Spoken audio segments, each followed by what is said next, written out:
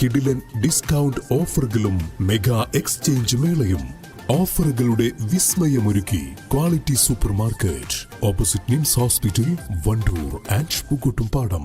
കാളികാവ് അഞ്ചച്ചവടി ഹൈസ്കൂളും NSC അഞ്ചച്ചവടിയും ചേർന്ന് രക്തദാന ക്യാമ്പ് സംഘടിപ്പിച്ചു. സ്കൂളിലെ പൂർവ്വ വിദ്യാർത്ഥിയും ഹൈഡൻ ഇന്റർനാഷണൽ MD-യുമായ KT ഫിറോസ് ബാബു ഉദ്ഘാടനം ചെയ്തു.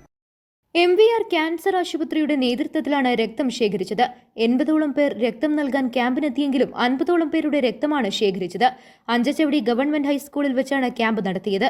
സ്കൂൾ SPC JRC കേഡറ്റുകൾ ക്യാമ്പ് നിയന്ത്രിച്ചു. ഗവൺമെന്റ് ഹൈസ്കൂൾ അഞ്ചച്ചവടിയിലെ ഒട്ടേറെ ജീവകാരുണ്യ പ്രവർത്തനങ്ങൾക്ക് നേതൃത്വം കൊടുത്തിട്ടുണ്ട്. ഇന്ന് നമ്മള് രക്തദാന ക്യാമ്പിലാണുള്ളത്.